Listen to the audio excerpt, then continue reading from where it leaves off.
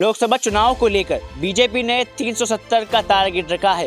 केंद्र में सरकार बनाने के लिए आधे से ज्यादा यानी 272 सीटों की जरूरत होती है। बीजेपी को बीते दो चुनावों में स्पष्ट बहुमत मिलता आया है।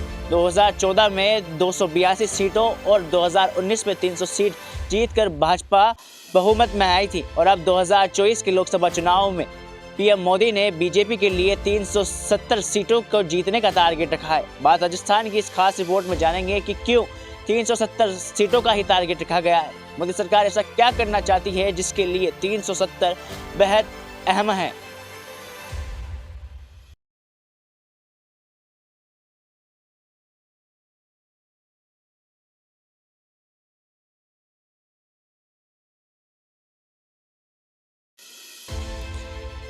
तीन 370 का टारगेट हटाने के पीछे कई सारी स्ट्रेटजी है।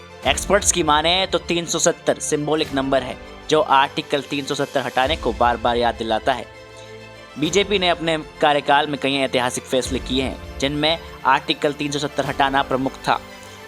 भाजपा की कई दशकों से अपने मैनिफेस्टो में इसे हटाने का वादा करता आई है और साथ ही 2019 में आर्टिकल 370 और अनुच्छेद 35(a) के विस्तारित कर जम्मू कश्मीर को विशेष राज्य का दर्जा खत्म कर दिया था। मोदी ने कश्मीर से धारा 370 हटाई और इसी आधार पर वो सोशल गेम खेल कर उनसे भाजपा को 370 सीट देने की बात कर रही है। पीएम मोदी ने एक फॉर्मूला भी दिया था। उन्होंने हर कार्यकर्ताओं को ये सुनिश्चित करने का कहा है कि पार्टी को पिछली बार की तुलना में हर बूथ पर 370 वोट अधिक मिले। इससे 370 सीटों का टारगेट आसानी से हासिल कर लिया जाएगा। पीएम मोदी ने 370 सीटों की बात उछालकर वोटर्स और पार्टी कैडर्स को संदेश दिए हैं कि 2024 के चुनाव को लेकर भाजपा की जीत हो रही है और हर बार की तरह इस बार की चर्चा हो रही है कि बीजेपी 370 सीटों की जीत पाएगी या नहीं। 370 सीटों की बात करें तो मोदी ने INDA गठबंधन और विपक्षी दलों पर सोशलाइजिंग दबाव भी बनाया है। पॉलिटिकल एक्सपर्ट्स की माने तो ये बड़े लक्ष्य हैं और इन बड़े लक्ष्यों को तय कर विपक्षी वोटर्स और कार्यकर्ताओं को चौंकाने का काम करेंगे। मोदी और शाह की हमेशा से ये राजनीति का हिस्सा रहा है। भारत को हिंदू राष्ट्र बनाने की पहल सन 1925 में सावरकर ने हिंदुत्व को वैचारिक फॉर्म में दिया था।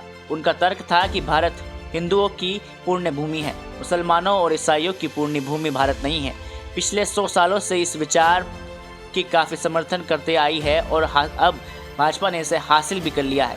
2014 में नरेंद्र मोदी के प्रधानमंत्री बनने के बाद हिंदू राष्ट्र बनाने की मांग तेज हो गई है।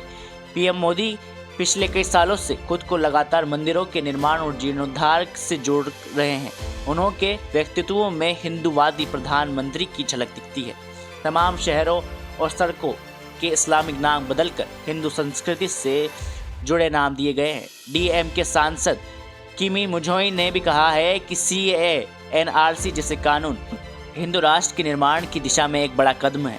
वहीं जब तक मौजूदा संविधान अस्तित्व में है, भारत हिंदू राज्य नहीं हो सकता। लेकिन बीजेपी के प्रचंड बहुमत को देखते हुए संविधान की शक्ल सूरत पूरी तरह से बदली जा सकती है। हालांकि मोदी सरकार ने सार्वजनिक तौर पर हिंदू राष्ट्र को लेकर कोई बयान नहीं दिया है, लेकिन हिंदू राष्ट्र बनाने के लिए संविधान के खंड 3 में मौलिक अधिकारों और बराबरी के अधिकारों के प्रावधान में बदलाव करना होगा। संविधान के अनुसार भारत में जाति, धर्म, लिंग और क्षेत्र के आधार पर कोई भेदभाव नहीं हो सकता। इसलिए एक ही धर्म विशेष को दर्जा दिए जाने के लिए संविधान में कोई संशोधन बस की डीच के लिए कोई खिलाफ माना गया है। ब्यूरो रिपोर्ट, बात राजस्थान।